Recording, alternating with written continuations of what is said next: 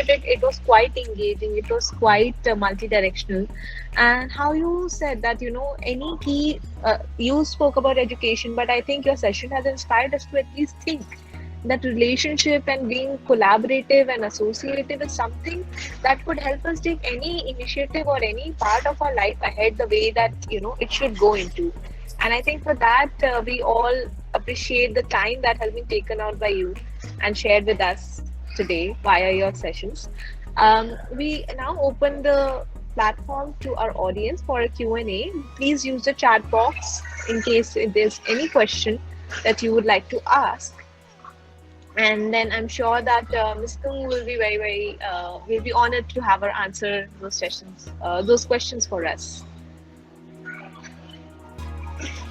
So we have a question which says by Gayani Hathuru Singha, which asks, what special methods do you use in your institute to improve the interactions of introvert students with the teachers? So what interactions we use to interact our students and our teachers together? So yes, again, especially the introvert students. The introvert students. Introvert, shy.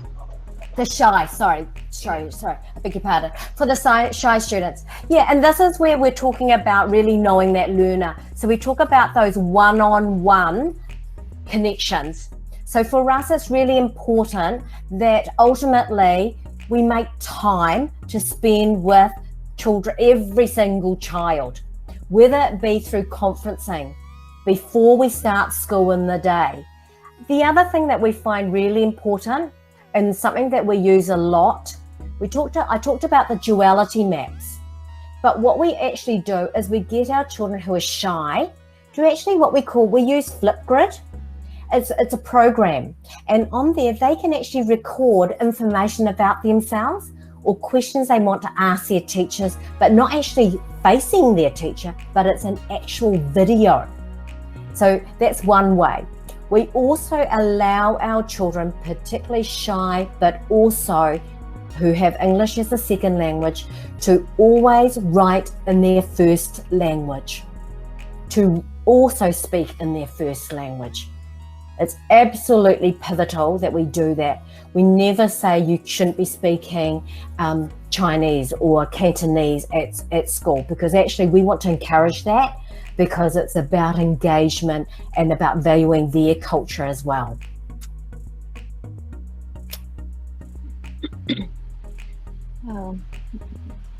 This is Miss Anu from Mumbai. Can you hear me? Yes. Yeah. Ma'am, I would like to ask you, this is regarding the parent involvement in school activities. Do you encourage parent-child activities or competitions, something like that, to make the involvement little more effective? So, yeah, we definitely do. So what we try to do is probably more on the social side when we're talking about parents being involved. So we have our family cultural nights, we have our family picnics, and at those we do have the parents against their children. So tug of war, for example. We don't, I know competition is quite a big thing when it comes to academic success. For our parents and for our children, we try to make it reasonably light-hearted. In those evenings when we have social events, yes, definitely, we try to make it fun and engaging rather than competition. If it is competition, it's more about fun. Yeah. Fun-filled activities, yeah. Thank you, ma'am. We have another question which is quite in following with the similar lines. So Lakshmi Prakash is asking, do you encourage parent involvement by allowing them to give parent talks and present activities? Yeah, definitely. And that was, I think, when I talked about being valued. For us, it's about actually utilizing our parent skills. So we often we have what we call a leadership week. And in that leadership week, we see our children and our parents as leaders. We invite them to come in and we actually run workshops. So our parents actually get to talk about leaders in their own right. And we're not necessarily talking about because they're an accountant or because they work at the fire station, but it doesn't matter what they lead in, we get them to come and utilize and share their skills. We have open days and our parents come to those and they again get to share information about themselves. They run workshops. So we have a couple of parents at the moment, one who is a beekeeper. So they've come in and actually teaching our children about bees. We have our parents who work at the marae, so who are Māori parents. So again, they talk to us a little bit about the marae and how that works. So certainly we really encourage our parents to share their skills and their leadership with us all. Thank you, ma'am. We have a question from Ms. VN Kumar. So firstly, yes, there's a thank you for a wonderful session, and then it is followed by a question which goes like, shall you help for the upliftment of a God-gifted child? So gifted and talented children? Yes. Yeah. We have, as part of our school, in New Zealand, we talk about being inclusive. And that inclusiveness is including our gifted and talented. For Newmarket, we have a gifted and talented program.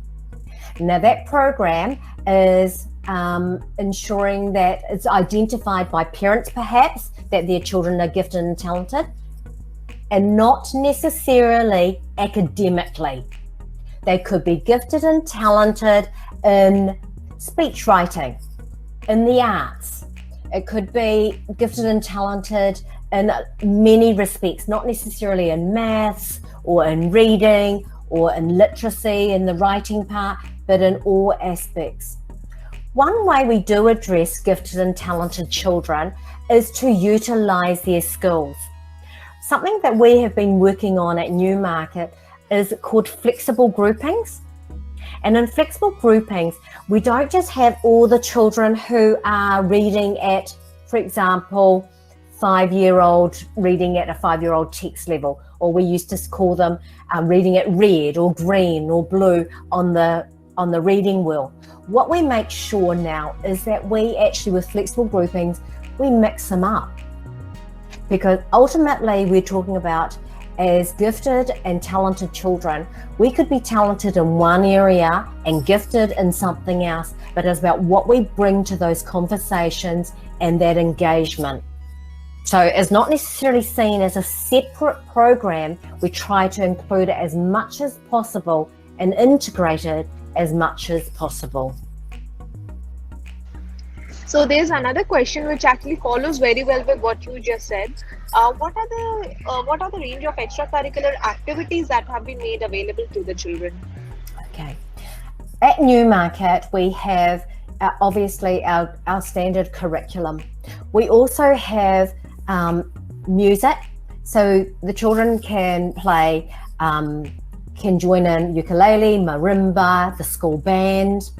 We have Chinese dance group, we have the kapahaka group, we have clubs as well.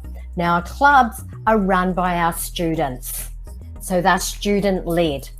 This is something that was student voice coming from our students, and we talk about student agency, and that agency is run by our students. So they run a range of things, from dancing to Lego club, to cooking, to enviro classes, to photography. So we have a huge range. They're just some that I've listed, but certainly, again, we try to ensure that we're utilizing and building the capability of our students. I think that's quite extensive. That's quite fantastic as well. So if we don't have any further questions, yes. So audience, we are taking on some last questions in case there are any. Also the details, as many of you requested us to connect with, that you would like to connect with our speaker for today. We have shared her email ID right there on the chat box. You can take it from there, and I'm sure it would like just like the session, like you said, that relationship and collaboration. I think that is something that we can see happening with our educators and yours as well, and I think that can lead to quite massive and global results, if I could put it like that. So I would definitely look forward to that. So